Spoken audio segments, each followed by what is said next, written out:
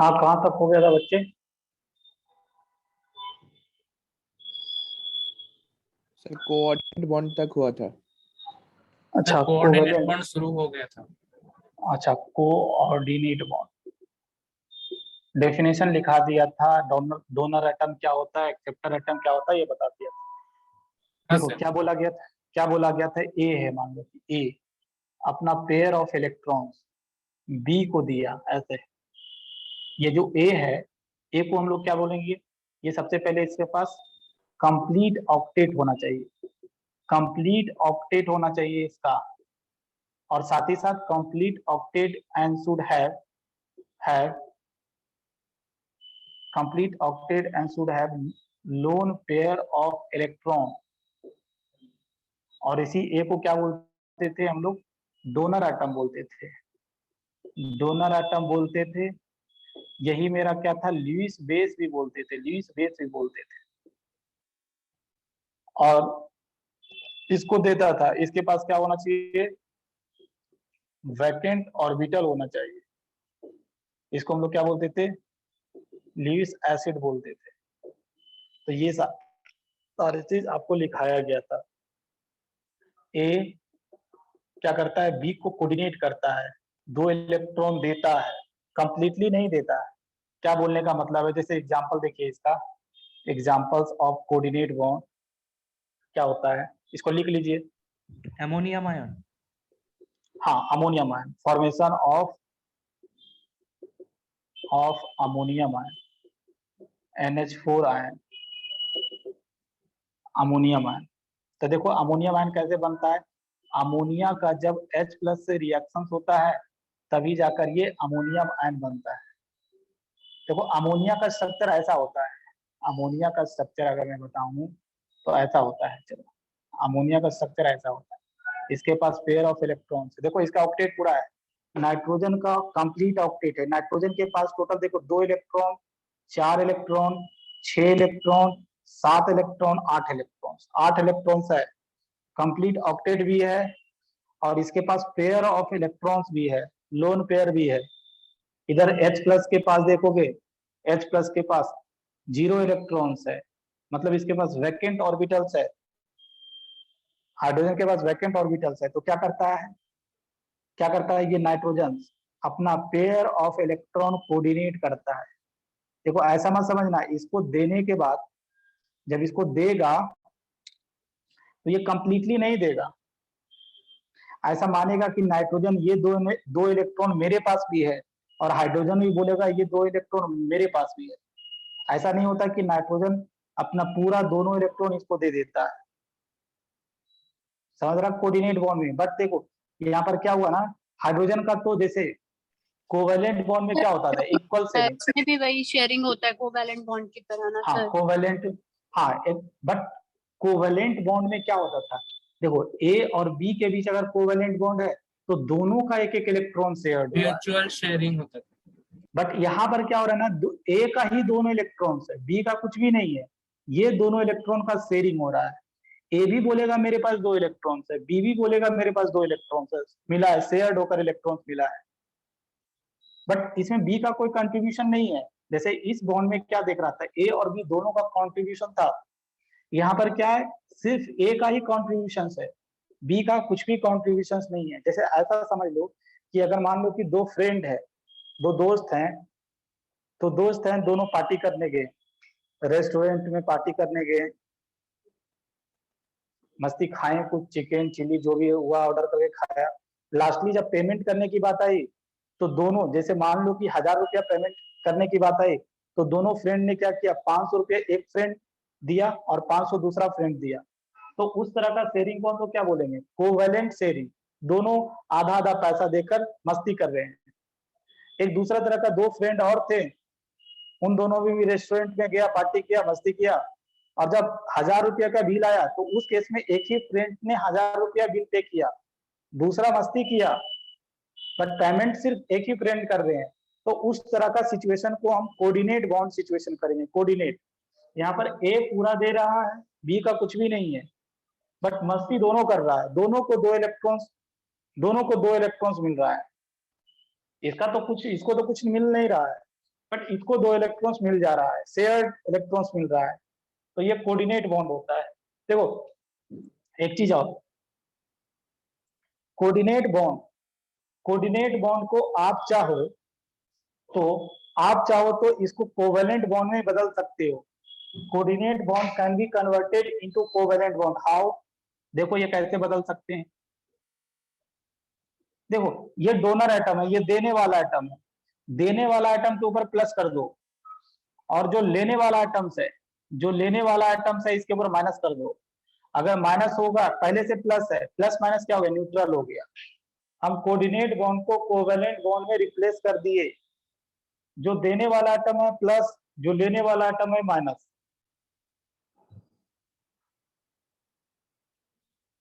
इसी तरह चलो दूसरा और है, that is formation of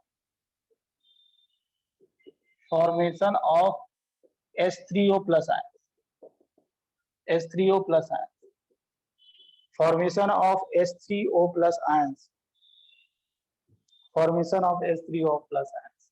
basically it is a combination of क्या, वाटर जब H प्लस गेन करता है तब जाकर H3O प्लस बनाता है, H3O प्लस बनाता है। ये वाटर है, ये वाटर, इसके पास दो पेयर ऑफ इलेक्ट्रॉन्स है, और ये H प्लस है जिसके पास कुछ भी नहीं है। तो क्या करेगा, ये अपना एक पेयर ऑफ इलेक्ट्रॉन कोऑर्डिनेट कर देगा। कोऑर्डिनेट करने से क्या होगा, इसका डिप्लेट पूरा हो जाएगा, और इसका तो ऑक्टेट पूरा है ही। तो ये कोऑर्डिनेट बॉन्ड हुआ। चाहो तो आप इसको कोवेलेंट बॉन्ड में बदल लो। कैसे? जो देने वाला है उसके ऊपर प्लस, और जो लेने वाला है उसके ऊपर माइनस, तो न्यूट्रल हो जाएगा। आप उसको उस तरह से भी शो कर सकते हो।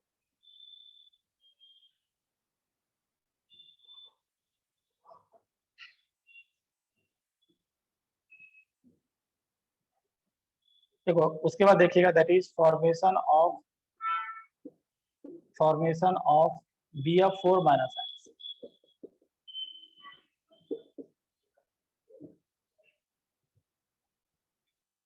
देखो ये BF3 है, ये कैसे फॉर्म होता है पहले ये देख लो। ये जो जब BF3 F माइनस से रिएक्शन करता है तब जाकर BF4 माइनस फॉर्म होता है। ये BF3 है, BF3 है, और ये है यहाँ पर देखो BF3 के पास देखोगे तो इसके पास टोटल 6 इलेक्ट्रॉन्स है। 6 इलेक्ट्रॉन्स है मतलब इनका ऑक्टेट कंप्लीट नहीं है, इसके पास एक वैकेंट ऑर्बिटल्स है, और इधर F माइनस के पास कंप्लीट ऑक्टेट है, और साथ ही साथ लोन पेयर ऑफ इलेक्ट्रॉन्स भी है। तो क्या करेगा, ये अपना 2 इलेक्ट्रॉन इसको कोऑर्डिनेट कर देगा। कोऑर्डिनेट कर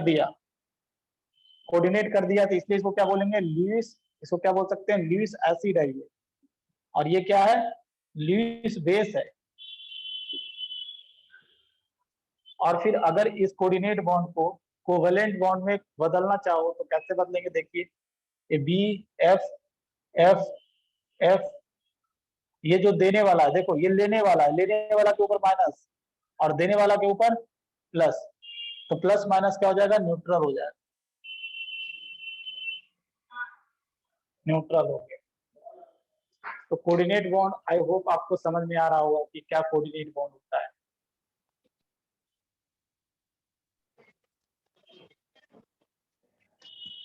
सर हाँ बोलो बोलो। सर आप जो साइड पे लिखे हैं ना वो विजिबल नहीं है, यस सर, बोर्ड का मतलब। कोवैलेंट वाला। हाँ सर अब दिख रहा है। लिख लो।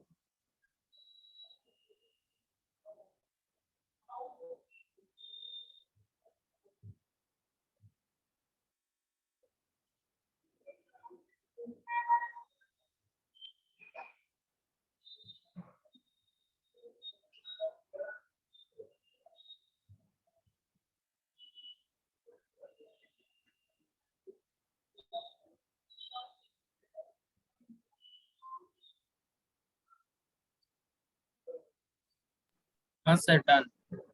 Done, okay.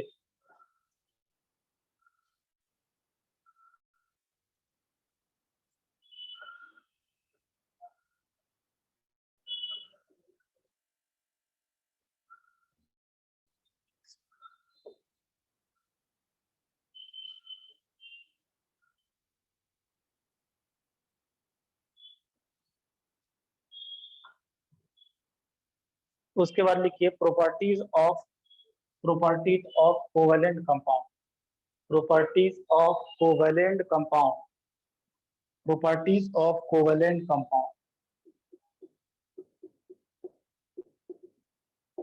Properties of covalent compound. पहला physical state, physical state, physical state. तो जैसे मैं बोला था कि आयनिक कंपाउंड जो होते हैं दे आर जनरली सॉलिड होते हैं। इसी तरह ध्यान रखना है ये जो कोवेलेंट कंपाउंड होते हैं, कोवेलेंट कंपाउंड मेनली जनरली आपको लिक्विड और गैस कुछ कुछ सॉलिड भी मिलते हैं। मतलब मैं ये बोलना चाहता हूँ कि कोवेलेंट कंपाउंड में भी सॉलिड। जैसे कुछ एग्जांपल दूं आपको, जैसे आपको पता होगा कि कार्बन हो गया, फोस्फोरस, हाँ फोस्फोरस, सल्फर, डायमंड भी बोल सकते हो, सल्फर, आयोडीन, ये सब कुछ कार्बन बोल दिया मतलब डायमंड उसी में आ गया। ये सब क्या है, सॉलिड है। कुछ लिक्विड भी होते हैं, आपको पता होगा लिक्विड जैसे ब्रोमीन हो गया, ब्रोमीन लिक्विड स्टेट में एग्जिस्ट करता है। कुछ गैसेस भी हो गए, गैसेस बहुत सारा है, जैसे ऑक्सीजन हो गया, नाइट्रोजन हो गया, फ्लोरीन हो गया, सो ऑन, बहुत सारा गैसेस है। तो कोवेलेंट कंपाउंड में भी सॉलिड, लिक्विड और gas, but ionic compound are generally solid, generally solid. Liquid भी होते हैं, जैसे मर्क्यूरी देखोगे। तो गैसेस में टू और क्या लिखा है सर, आपने दिख नहीं रहा है लाइट। हाँ, oxygen, oxygen, nitrogen, fluorine, F2, fluorine F2।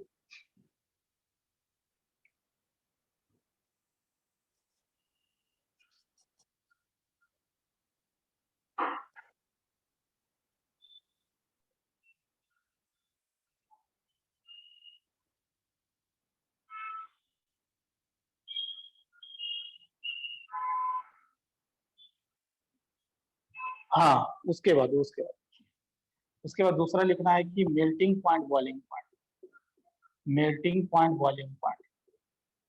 जैसे आयनिक कंपाउंड का melting point, boiling point high होता था क्योंकि उसमें electrostatic force of attraction between cation and anion होता था। यहाँ पर ध्यान रखिएगा, जनरली कोवेलेंट कंपाउंड का मेल्टिंग पॉइंट, बॉइलिंग पॉइंट लो होता है, लो होता है। बट कुछ ऐसे सॉलिड हैं, कुछ ऐसे कोवेलेंट सॉलिड हैं, जैसे डायमंड की बात करूं, ग्रेफाइट की बात करूं, और भी जैसे सिलिकॉन कार्बाइड जिसको कार्बोनेट बोलते हैं, ये सब का melting point, boiling point extensively high पाया गया है। तो लिख लीजिएगा, जनरली आयनिक, जनरली कोवेलेंट कंपाउंड है, जनरली कोवेलेंट कंपाउंड है, जनरली कोवेलेंट कंपाउंड है low melting point and boiling point.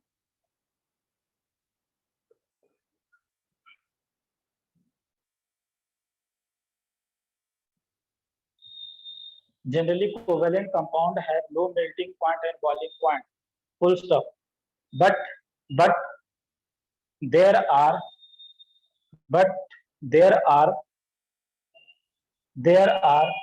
some covalent solid, there are some covalent solid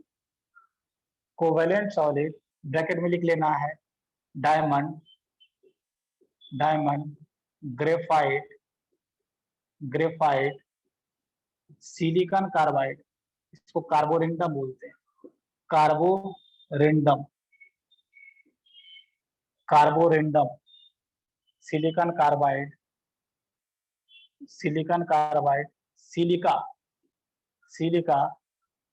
dot silica, bracket close, have exceptionally, silicon carbide को carbonate बोलते हैं। हाँ, Carborundum बोलते हैं इसको, ठीक। सिलिकॉन कार्बाइड को कार्बोरेंडम बोला जाता है। सिलिकॉन कार्बाइड, सिलिका, SiO2 को सिलिका बोलते हैं। सिलिका जो रेत होता है ना, जो बालू होता है, दैट इज वही सिलिका है, SiO2।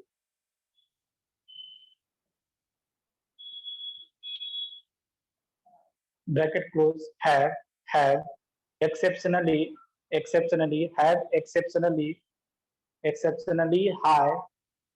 exceptionally high melting point and boiling point, have exceptionally high melting point and boiling point, have exceptionally high melting point and boiling point. Exceptionally have high melting point and boiling point.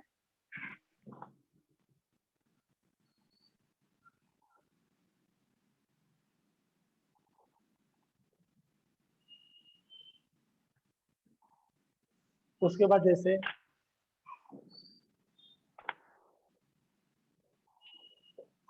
Solubility,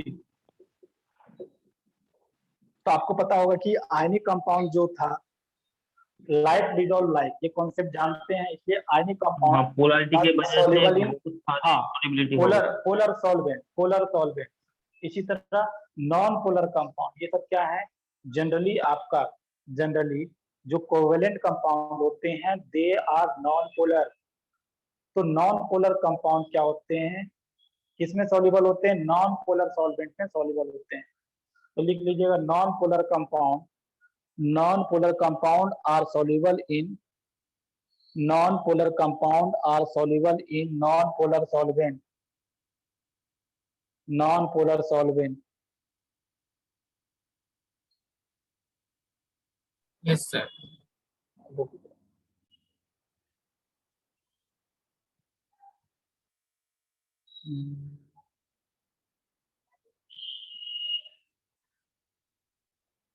Non-polar solvent like benzene, chloroform, benzene, chloroform,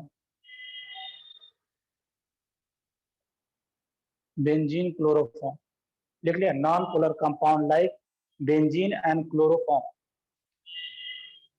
चौथा लिख लीजिएगा, that is conductivity.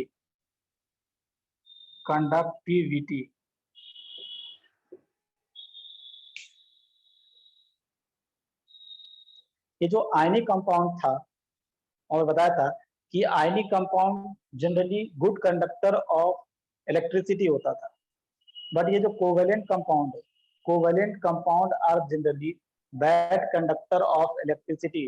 But कुछ ऐसे covalent compound है, जैसे आपको HCl बोलूं, polar covalent है, तो ये क्या है, good conductor of electricity conduct करते हैं। जैसे ग्रेफाइट हो गया, ग्रेफाइट भी इलेक्ट्रिसिटी कंडक्ट करते हैं। तो पहले लिख लीजिए, generally covalent compound are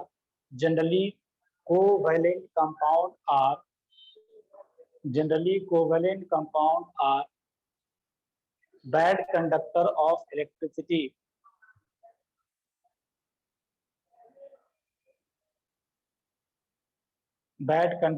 electricity.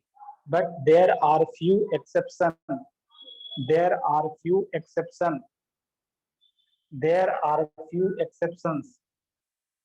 पहला लिख लीजिएगा, जैसे polar covalent compound. Polar covalent compound बोलने का मतलब हो गया, जैसे देखो HCl, तो आपको पता है कि क्लोरीन ज्यादा इलेक्ट्रोनेगेटिव है, तो ये देखो ऐसे एक पोलर कंपाउंड बन गया है।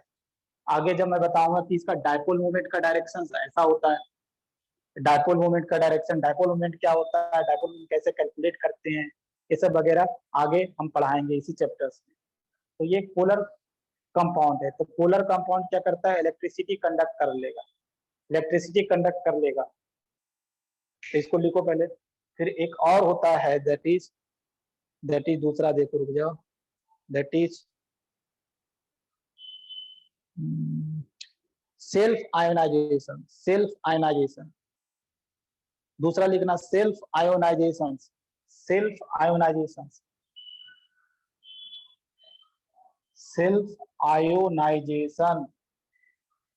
क्या बोलना चाहता हूं, देखो जैसे आपको पता है कि वाटर का सेल्फ आयोनाइजेशन होता है। वाटर का सेल्फ आयोनाइजेशन बोलने का मतलब ये एसिड की तरह काम करेगा और ये बेस की तरह काम करेगा। ये क्या करेगा, इसको H+ देगा, ऐसे H+ देगा इसको, और H+ देने के कारण क्या होगा, सेल्फ आयोनाइज हो जाएगा ये OH- में और H3O+ में। तो सेल्फ आयोनाइजेशन की वजह से भी इलेक्ट्रिसिटी कंडक्ट होते हैं।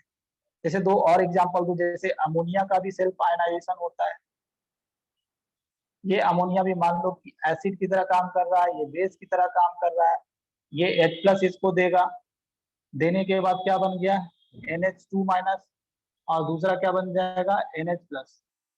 तो सेल्फ आयनाइजेशन की वजह से भी इलेक्ट्रिसिटी कंडक्ट होता है।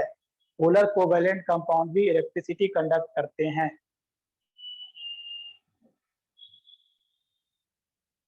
मतलब फिर पोलर होगा जिसकी वजह से उसका कंडक्टिविटी होगा। हाँ पोलर होगा, अगर कंपाउंड पोलर है तो इलेक्ट्रिसिटी को कंडक्ट करना शुरू कर देगा। तीसरा तीसरा तीसरा that is graphite. Graphite graphite also conduct electricity कैसे? due to presence of free ions। Graphite के अंदर फ्री इलेक्ट्रॉन्स होते हैं। आपको आगे पढ़ाएंगे कि ग्रेफाइट एक हेक्सागोनल लेयर्ड फॉर्म में एग्जिस्ट करता है और उसमें हर एक कार्बन 3 अदर कार्बन के साथ बॉन्ड होता है और एक इलेक्ट्रॉन चौथा इलेक्ट्रॉन फ्री होता है, मूव करता है। इसलिए graphite is a good conductor of electricity but diamond is a bad conductor of electricity. क्योंकि डायमंड में देखोगे हर एक कार्बन 4 अदर बॉन्ड बनाता है, इसलिए वहां पर एक भी फ्री इलेक्ट्रॉन्स नहीं होता है। इसलिए ध्यान रखना है कि diamond is a bad conductor of electricity but graphite is a good conductor of electricity. चलो उसके बाद नेक्स्ट आगे बढ़ते हैं। कंडक्टिविटी के बाद दैट इज आइसोमेरिज्म्स। आइसोमेरिज्म्स अगर आपको याद हो तो मैं बोला था कि ionic compound do not show isomerisms क्योंकि ionic compound are non directional in nature. But ये जो कोवेलेंट कंपाउंड है, कोवेलेंट कंपाउंड आपको पता है कि शेयरिंग ऑफ इलेक्ट्रॉन से बनता है और आगे इस चैप्टर्स में जैसे बढ़ोगे तो शेयरिंग ऑफ इलेक्ट्रॉन्स मतलब होता है क्या? ऑर्बिटल्स का ओवरलैपिंग। ओवरलैपिंग भी आगे जाकर देखोगे दो तरह का होता है, एक्सियल ओवरलैपिंग होता है और एक लेटरल ओवरलैपिंग होता है। ये क्या होता है बताऊंगा। मतलब एटम्स अगर आपका ऑर्बिटल्स एक ही डायरेक्शंस में आकर ओवरलैप करेगा तभी जाकर शेयरिंग होगा, तभी जाकर कोवेलेंट बॉन्ड बनेगा। मतलब यहाँ पर बोलते हैं कि covalent compound are directional in nature but ionic compound are non directional in nature. इसलिए डायरेक्शनल नेचर होने के कारण ये क्या करते हैं? आइसोमेरिज्म शो करते हैं। इसलिए ऑर्गेनिक केमिस्ट्री में हम लोग स्पेशल चैप्टर्स आइसोमेरिज्म पढ़ते हैं। तो इसमें लिख लीजिएगा कि covalent compound are directional in nature. Covalent compound are directional in nature full stop. So it will exhibit isomerism. It will exhibit isomerisms.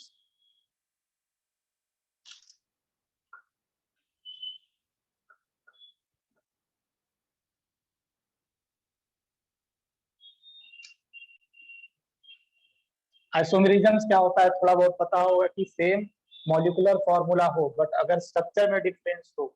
Structure में डिफरेंस होने का मतलब उसके प्रॉपर्टीज में अगर एटलीस्ट एक भी डिफरेंस हो जाता है तो हम लोग बोलते हैं कि वो आइसोमेरिज्म एग्जिबिट करेगा। जैसे C2H6 हो, इसका एक स्ट्रक्चर ऐसे भी बना सकते हैं। देखो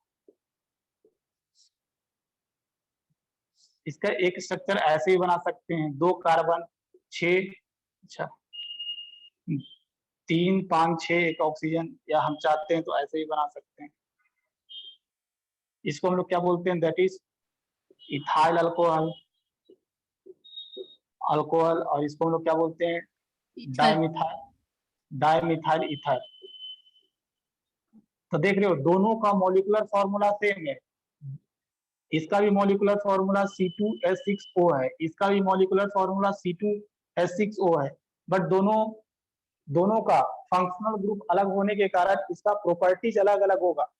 जैसे ये हाइड्रोजन बॉन्डिंग शो करते हैं तो ये हाइड्रोजन बॉन्डिंग शो नहीं करते हैं, आगे पढ़ोगे इसमें। तो ये दोनों क्या करेंगे? एक दूसरे का आइसोमेरिज्म, एक दूसरे का आइसोमर है। और आगे जब मैं ऑर्गेनिक केमिस्ट्री पढ़ाऊंगा तो बताऊंगा कि ये दोनों एक दूसरे का फंक्शनल आइसोमर है।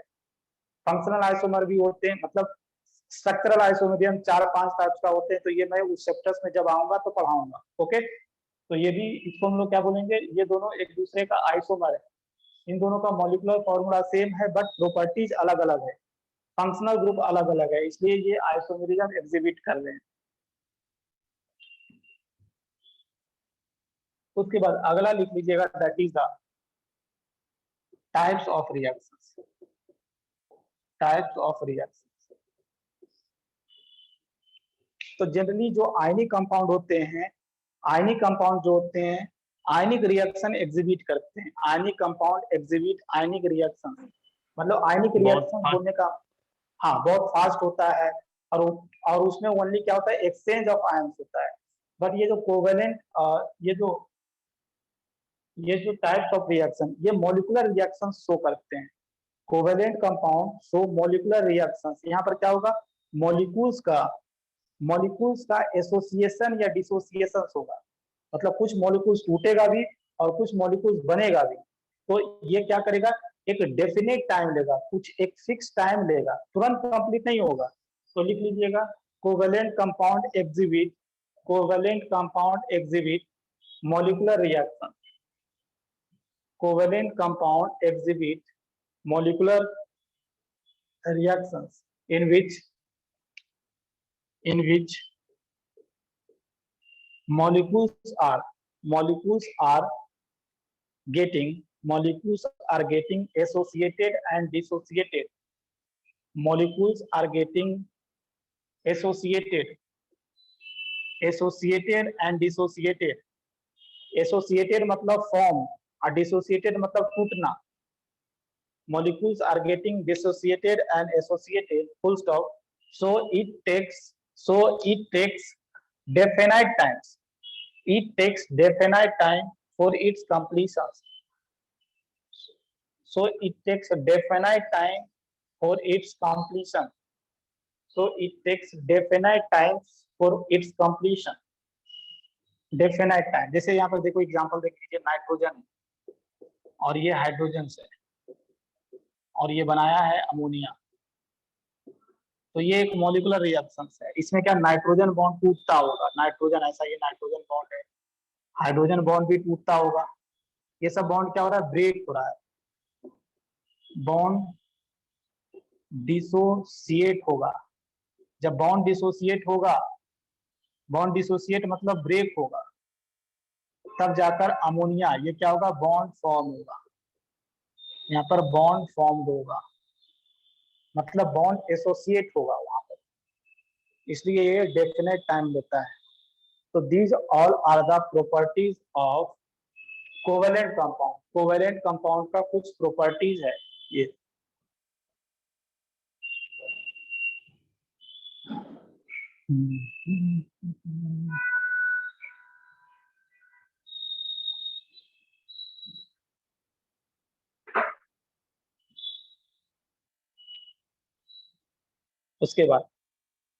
उसके बाद आगे बढ़ते हैं, आगे देखो क्या है।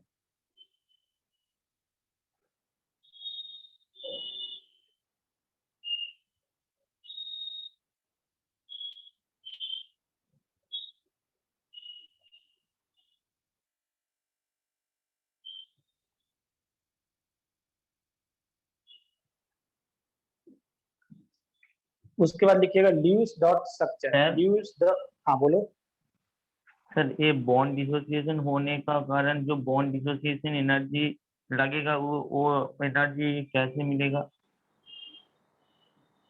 क्या ये कैसे मिलेगा? हाँ, अरे बॉन्ड डिसोसिएशन एनर्जी कैसे मिलेगा? बॉन्ड डिसोसिएशन एनर्जी कैसे मिलेगा, जो ये बॉन्ड फॉर्म होगा ना, उसी से एनर्जी मिलेगा। ठीक, ये जब फॉर्म होगा तो कुछ एनर्जी निकलेगा ना, हाँ, तो वही एनर्जी से ये टूटेगा धीरे धीरे, और नहीं होगा तो इसमें कुछ कैटलिस्ट भी डालेंगे आगे, कुछ समझा आगे।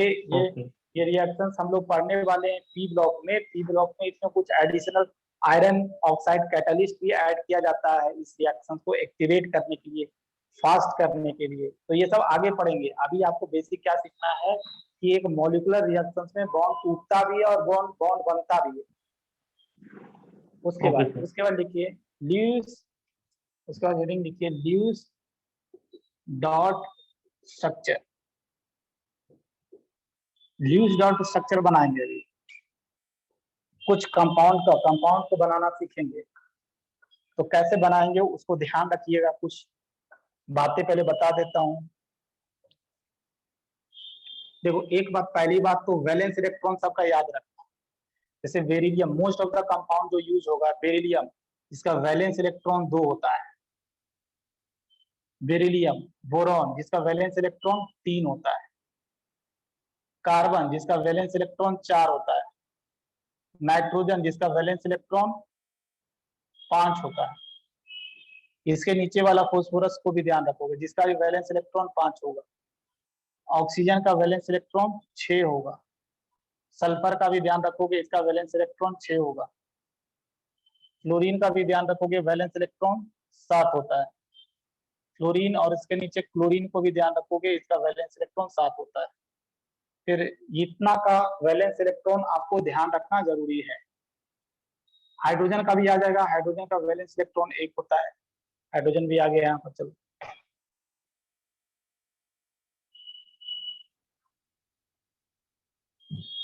दूसरा बात ये ध्यान रखोगे, क्या ध्यान रखोगे कि कभी भी सेकेंड पीरियड वाला एलिमेंट का ऑक्टेट एक्सपेंशन नहीं होता है। सेकेंड पीरियड वाला एलिमेंट का कभी भी नेवर, ऐसे लिखता हूं, नेवर पीरियड 2 एलिमेंट, ऐसे लिखो, period 2 element never expands its octet never expand its octet due to absence of vacant d orbital। Vacant D orbitals के एब्सेंस होने के कारण ये कभी भी अपना ऑक्टेट एक्सपेंशन नहीं करते हैं। एक चीज और ध्यान रखोगे, इसी में थर्ड पीरियड, हाँ हाँ बोलो बोलो बोलो।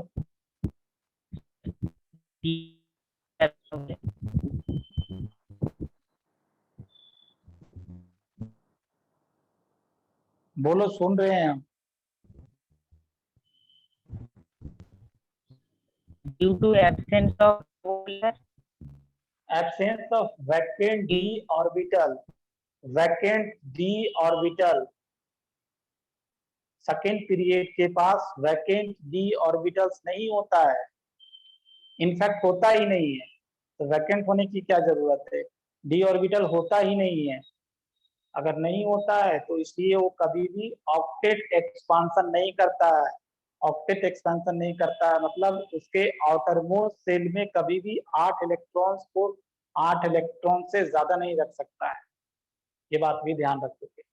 अगर एलिमेंट ग्रेटर देन, अगर कोई एलिमेंट, ये ध्यान रखिएगा, अगर पीरियड ग्रेटर देन 2 होगा तो वो एलिमेंट, पीरियड ग्रेटर देन 2 होगा तो यहाँ पर element can expand their octet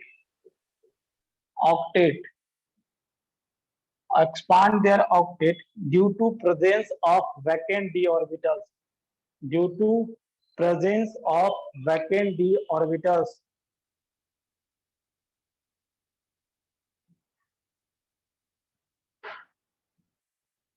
एक चीज और ध्यान रखना,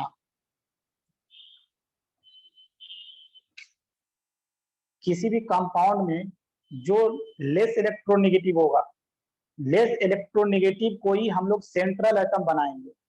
क्या बोला कि किसी भी जो भी कंपाउंड दिया रहेगा, जो भी आयंस दिया रहेगा, तो उसमें जिसका नंबर कम हो, इलेक्ट्रोनेगेटिविटी कम हो, उसी को हम सेंट्रल मेटल बनाते हैं।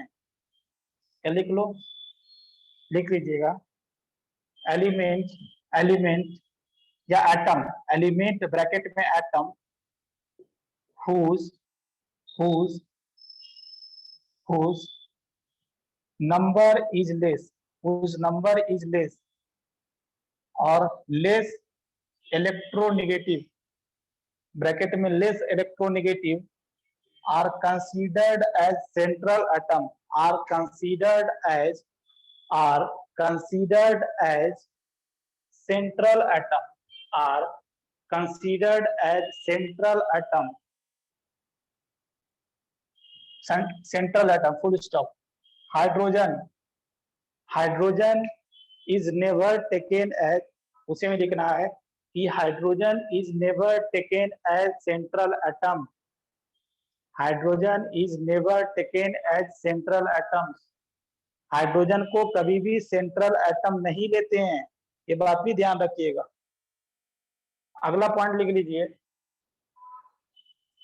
हमेशा क्या करोगे ना, हमेशा जो सराउंडिंग एटम है, सबसे पहले आप यही करोगे, सराउंडिंग एटम्स को ऑक्टेट पूरा करोगे, ऑक्टेट या हाइड्रोजन है तो उसका डुप्लेट पूरा करोगे। क्या बोला, हमेशा सराउंडिंग एटम का ऑक्टेट या डुप्लेट पूरा करोगे। तो लिख लीजिएगा नेक्स्ट पॉइंट, लिखिए always try to complete the always try to complete the octet, always try to complete the octet or duplet, always try to complete the octet or duplet of surrounding atom, always try to complete the octet or duplet of surrounding atom।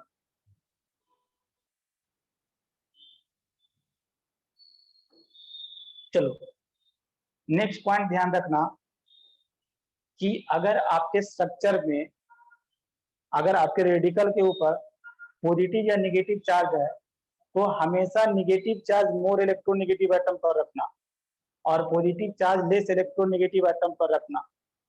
तो लिख लीजिए next point, in an radical, next point, in an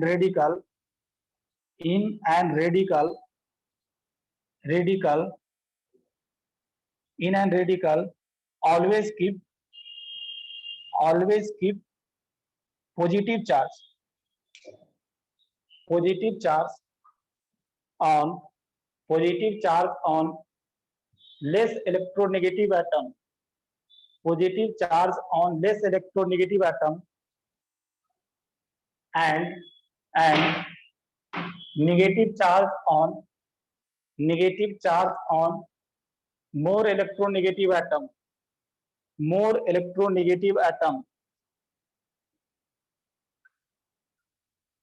तो यही सब बात आपको कुछ ध्यान रखना है और बहुत सारा स्ट्रक्चर बनाने वाले हैं अभी।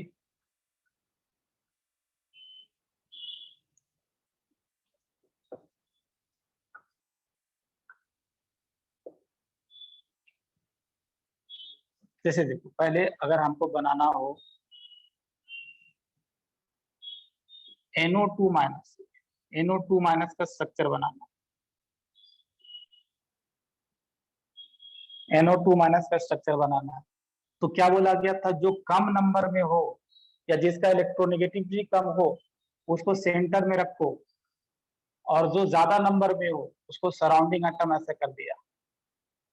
ये भी बोला गया था कि जो माइनस चार्ज है, minus charge is kept on more electronegative atom, रख दिया। देखो न्यूट्रल ऑक्सीजन के ऊपर कितना वैलेंस इलेक्ट्रॉन होता है, तो हमको पता है कितना होता है, 6 होता है, 6 होता है। अगर ऑक्सीजन के ऊपर माइनस है तो टोटल वैलेंस इलेक्ट्रॉन कितना हो गए, 7 हो गए। माइनस होने के कारण एक बढ़ गया, 7 हो गया, ये 6 है। तो सबसे पहले क्या किया था, जो सराउंडिंग एटम है उसका ऑक्टेट या ड्यूप्लेट पूरा करो। अगर देखो इसका ऑक्टेट पूरा कर दिए, देखो हो गया ऑक्टेट पूरा, इस ऑक्सीजन का 8 इलेक्ट्रॉन हो गया, 2 इलेक्ट्रॉन, 4 इलेक्ट्रॉन, 6 इलेक्ट्रॉन और 2 8 इलेक्ट्रॉन। ओके, अब इस ऑक्सीजन पर आ जाते हैं। इस ऑक्सीजन का ऑक्टेट पूरा करने के लिए हमको 2 इलेक्ट्रॉन की जरूरत है, तो इसका भी ऑक्टेट पूरा कर दो। हो गया इसका ऑक्टेट, इस ऑक्सीजन का भी ऑक्टेट पूरा। अब हम लोग आएंगे सेंट्रल एटम के पास। सेंट्रल एटम, नाइट्रोजन के वैलेंस शेल्स में 5 इलेक्ट्रॉन्स होता है, 5 इलेक्ट्रॉन्स में 3 इलेक्ट्रॉन ऑलरेडी यूज कर चुका है, मतलब 2 इलेक्ट्रॉन्स इसके पास पड़ा होगा, पड़ा है यहाँ पर देखो। तो काउंट करो क्या इसका ऑक्टेट पूरा हुआ। हम बोलेंगे 2, 4, 6 और 2, 8। इस नाइट्रोजन का भी ऑक्टेट पूरा हो गया, मतलब ये कंप्लीट हो गया। This is the complete use dot structure of nitrate ion. इसी तरह और जैसे मैं बनाने कुछ दे दूं आपको,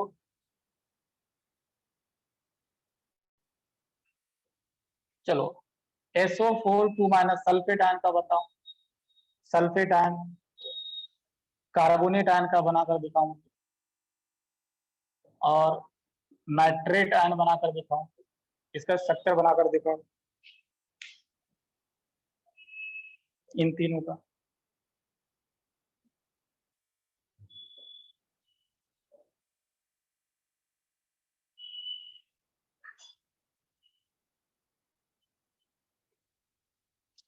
देखो यहाँ पर जो कम नंबर में है लेस इलेक्ट्रोनेगेटिव है वो सेंट्रल एटम, जो ज्यादा नंबर में है उसको सराउंडिंग एटम्स कर दो ऐसा। देखो सराउंडिंग एटम्स कर दिया।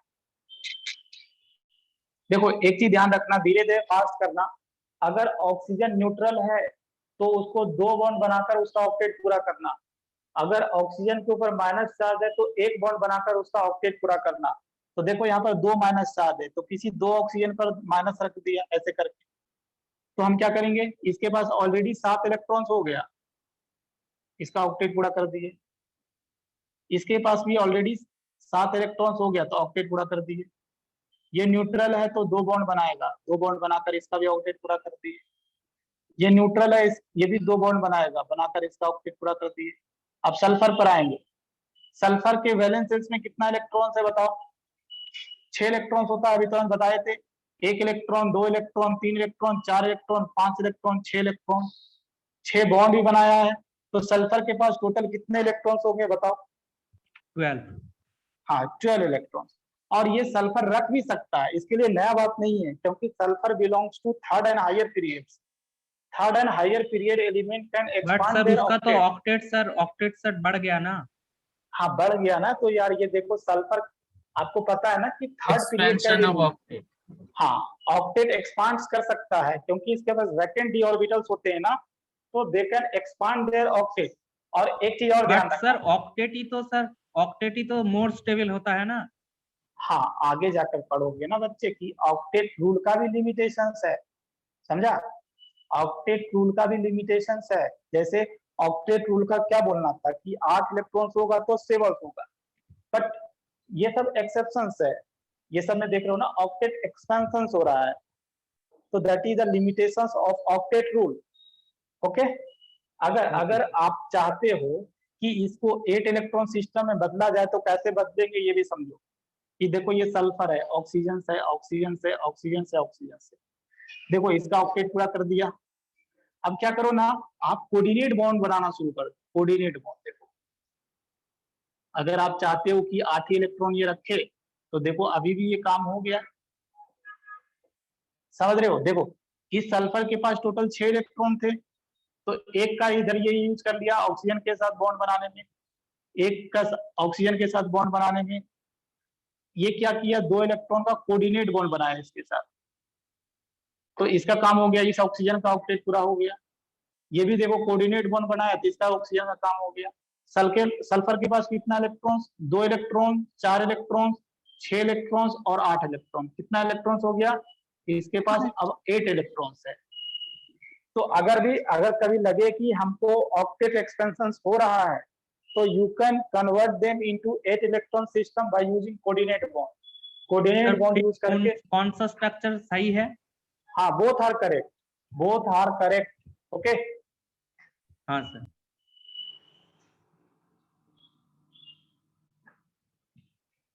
खाली यही ध्यान रखना कि सेकेंड पीरियड वाला एलिमेंट का ऑक्टेट एक्सपेंशन मत करवाना, वो करवाएगा तो गलत हो जाएगा। जैसे देखो ये नाइट्रेट आयन का स्ट्रक्चर बनाता हूं तो इसको समझना थोड़ा। N है nitrogen, less number, less electronegative, oxygen को सराउंडिंग एटम्स, माइनस चार्ज है, देखो ऐसा रख दिया। इसका ऑक्टेट पूरा करवाओ, ऑक्टेट पूरा करवाओ। ऑक्सीजन का ऑक्टेट पूरा हो गया, हो गया। अब यहाँ पर नाइट्रोजन पर आओ, नाइट्रोजन पर आओ तो ये देखो, इसके वैलेंस शेल्स में 5 इलेक्ट्रॉन्स होते हैं, 5 बॉन्ड बनाया 10 इलेक्ट्रॉन्स, क्या ये सही है? तो हम बोलेंगे ये गलत है। क्यों गलत है? क्योंकि नाइट्रोजन सेकंड पीरियड का एलिमेंट है, it can not expand their octet. So what you will do now, tell me. Coordinate bond बनाएंगे सर। हाँ सर। एक कोऑर्डिनेट बॉन्ड का हेल्प लो आप। अगर इलेक्ट्रॉन्स कम करना है ना तो एक कोऑर्डिनेट बॉन्ड बनाएंगे तो कम हो जाएगा इलेक्ट्रॉन्स। तो सही क्या होगा देखो, नाइट्रोजन ऑक्सीजन कोऑर्डिनेट बॉन्ड बना दिए और ये है ऐसा, चलो हो गया। देखो अभी इसके पास कितना इलेक्ट्रॉन्स, तो अभी बोलेंगे 8 इलेक्ट्रॉन्स, तो ये इसका एक्चुअल स्ट्रक्चर होगा। मतलब नाइट्रेट आयन में एक कोऑर्डिनेट बॉन्ड बनाना कंपलसरी हो गया आपके लिए, क्योंकि nitrogen can not expand their octet.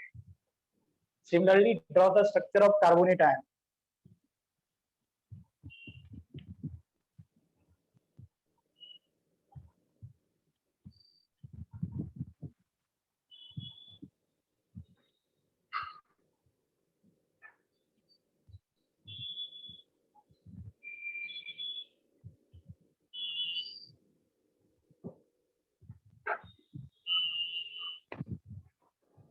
तो देखो ये सिमिलरली क्या, लेस नंबर में carbon central, oxygen surrounding, 2 minus charge है, दोनों ऑक्सीजन पर रख दिया, 7 इलेक्ट्रॉन्स हो गया। ऑक्टेट पूरा करो इसका जल्दी सा, हो गया। ऑक्सीजन का भी देखो, कार्बन के पास भी अभी 8 इलेक्ट्रॉन्स ही है, अगर ज्यादा होता तो कोऑर्डिनेट बॉन्ड बनाते। तो ये कार्बोनेट का स्ट्रक्चर है। अगर पूछता है, ऐसा भी आजकल क्वेश्चन पूछते हैं कि कार्बोनेट आयन में टोटल लोन पेयर कितने हैं, तो क्या बोलोगे बताओ, how many lone pair are there in carbonate ions?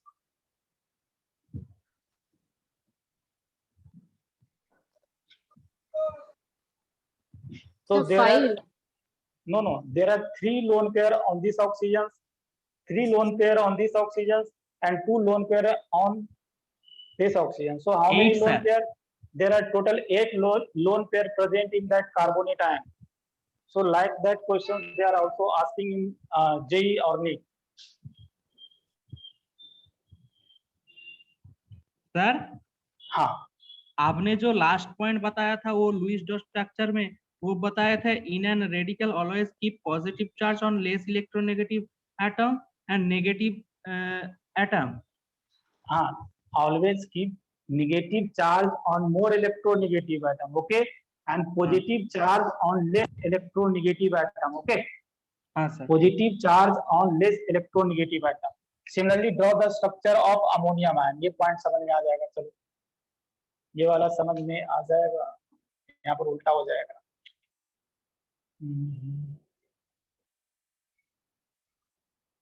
चलो चलो करो, ट्राई करो अमोनियम आयन का structure.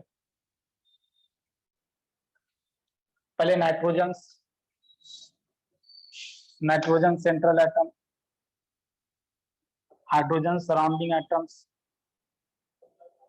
always try to complete the octet of surrounding atoms. ये नाइट्रोजन है, ये हाइड्रोजन है, ये सब देखो। सर ये तो आपने बना दिया था अभी।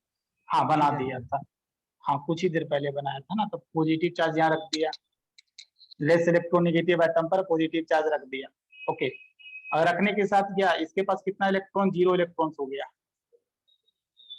तो क्या करोगे, पहले इसके पास 1 इलेक्ट्रॉन है, इसका ड्यूप्लेट पूरा कर दो, इसका भी ड्यूप्लेट पूरा कर दिए, इसका भी ड्यूप्लेट पूरा कर दिए अभी।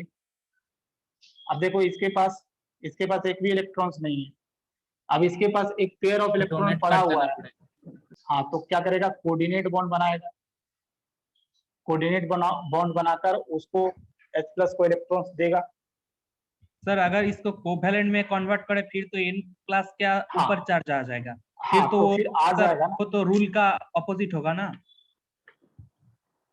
ये स्ट्रक्चर समझ में आ रहा है ना। हाँ, इसको कन्वर्ट करेंगे तब जाकर ऐसा हो जाएगा, ठीक ना। It is not necessary that जो भी हम रूल बताए हैं कि वो 100% एप्लीकेबल हो, but most of the time वो वर्क करेगा, समझा। हाँ सर। ऐसा मतलब वो जो रूल लिखा है ऐसा किसी बुक में रूल नहीं दिया हुआ है, ठीक। बट स्ट्रक्चर बनाने के लिए अगर इन सब बातों को ध्यान रखोगे तो 99.9% क्या होगा, टाइम वो सही ही होगा, उसी रूल से आपका काम चल जाएगा, ठीक। हाँ सर, ठीक, हाँ सर।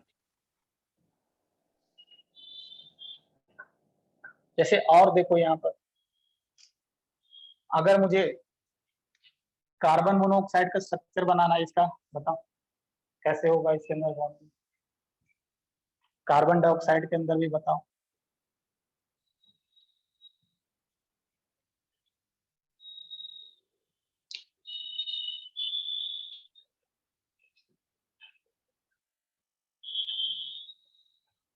तो इसमें तो कोई ऐसा कॉन्सेप्ट ही नहीं है, पहले इसका बना देता हूँ। लेस इलेक्ट्रोनेगेटिव एटम, ये मोर इलेक्ट्रोनेगेटिव एटम सराउंडिंग कर दिया। Always try to complete the octet of surrounding atom first, कर दिया, हो गया, बन गया कार्बन डाइऑक्साइड का स्ट्रक्चर। कार्बन मोनोऑक्साइड का स्ट्रक्चर देखो, कार्बन के ऊपर एक देखो लोन पेयर रह जाएगा। हाँ देखो देखो, अगर ऑक्सीजन का ऑक्टेट पूरा करने चले तो ये देखो ऑक्सीजन का ऑक्टेट पूरा हो गया, ठीक। अब देखो कार्बन के पास, कार्बन का तो ऑक्टेट पूरा नहीं हुआ, कार्बन के पास देखोगे तो 2 4 6 इलेक्ट्रॉन्स है। एक तो सर क्या करना कोऑर्डिनेट पड़ेगा, बॉन्ड बनेगा हाँ, ऑक्सीजन टू एक कार्बन में। कोऑर्डिनेट बॉन्ड का हेल्प लेगा, कोऑर्डिनेट बॉन्ड का हेल्प लेगा, और ये आसानी से दे भी देगा। क्यों देगा, क्योंकि ऑक्सीजन का ऑक्टेट कंप्लीट हो चुका है और उसके पास लोन पेयर है, तो वो आसानी से डोनर बन सकता है, आसानी से ल्यूस बेस बन सकता है और डोनेट कर देगा आसानी से वो। चलो इसको चाहो तो आप इस तरह से भी दिखा सकते हो, क्या, ऑक्सीजन जो देने वाला है प्लस और जो लेने वाला है माइनस, ऐसे भी दिखा सकते हैं हम।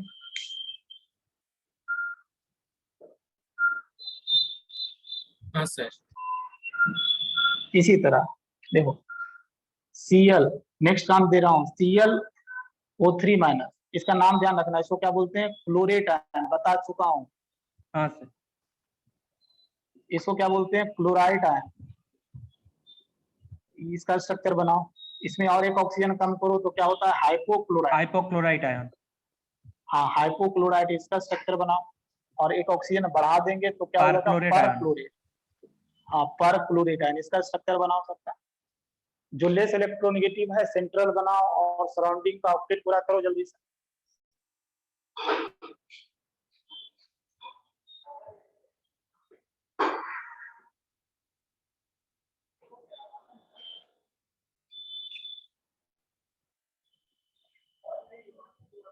ये थर्ड और हायर पीरियड का एलिमेंट है, so you can expand their octet, there is no restrictions.